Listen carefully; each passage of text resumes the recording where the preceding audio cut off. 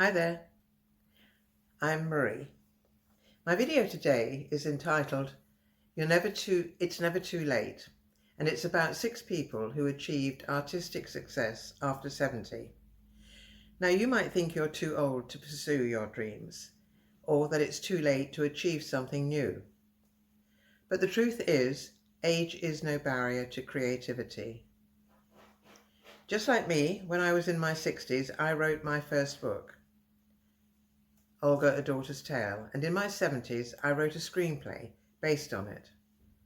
I'm now hoping for an option for the film and TV rights, but never in a million years did I think I had the talent or skills to write. But I had a dream. And as Winston Churchill once said, never give up on something that you cannot go a day without thinking about.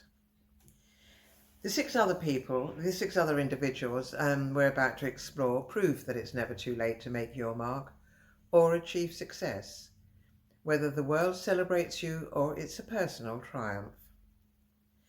Their stories remind us that creativity knows no age limits, so we begin with number 1, Grandma Moses, real name Anna Mary Robertson. She was a famous American folk artist who began painting in her 70s after arthritis made it difficult for her to continue embroidery. She gained international fame and exhibited her works widely. I always have trouble with that word. Despite starting to paint late in her life, Grandma Moses created over 1,500 paintings, many of which were completed after her 80th birthday. Her artwork became so popular that one of her pieces, The Old Checkered House, was featured on a US postage stamp in 1969. President Harry S. Truman even invited her to the White House.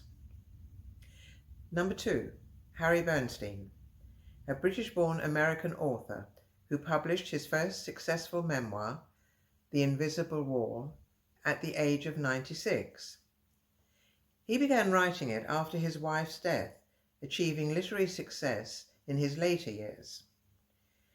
When The Invisible Wall was published, Harry Bernstein said, "If I had not lived until I was 90, I would never have been able to write this book." He went on to publish 2 more memoirs in his 90s. Despite being a writer for most of his life, his earlier works were rejected. It was only after the personal reflections of old age that his writings gained widespread recognition. The third person I want to talk about is Bill Traylor, an African-American artist born into slavery. Traylor started drawing and painting in his late 70s. He became a notable figure in the folk art world, with his works recognized posthumously. Traylor was self-taught and lived in Montgomery, Alabama, where he often painted on scraps of discarded cardboard. His work was a reflection of his memories of rural Alabama life and African-American experience in the South. He continued creating art even while living on the streets. Today his works are in museums such as the Smithsonian and the Metropolitan Museum of Art. Now the fourth person was Mary Delany, an English artist who began creating her famous paper mosaics, collages of plants made from coloured paper. She was 82 when she started this, when her eyesight began to fail for other types of art. Delany's paper collages, known as her flower mosaics, were so detailed and botanically accurate that they were admired by scientists, including Sir Joseph Banks, the famed naturalist. She started her artistic career after the death of her husband, describing the process as something that filled the void left by his passing. She created nearly 1,000 paper collages, many of which are now housed in the British Museum. The fifth person is Carmen Herrera, a Cuban-American painter who was largely unnoticed until she gained recognition in her 80s. Herrera worked for decades before receiving international acclaim for her minimalist geometric paintings. Although Carmen Herrera had been working on her abstract geometric paintings for decades, she didn't sell her first painting until she was 89.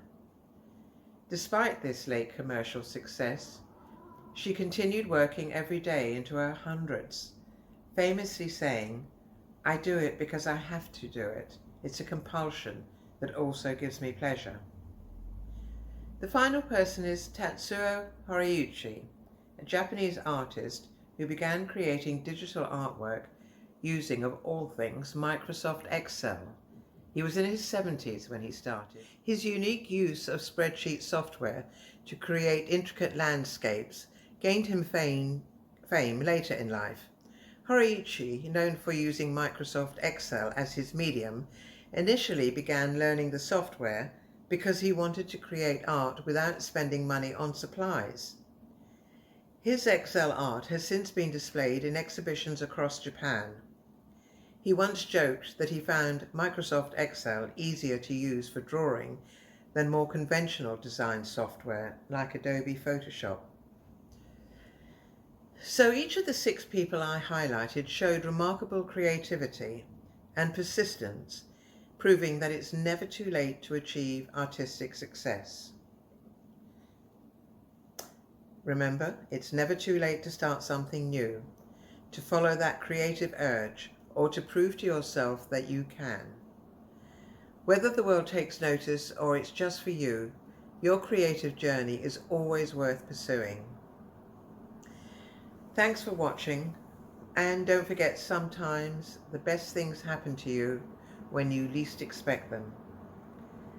Before you go, if you're inspired by these stories, or simply love hearing about incredible journeys, hit the subscribe button and join us for more uplifting content.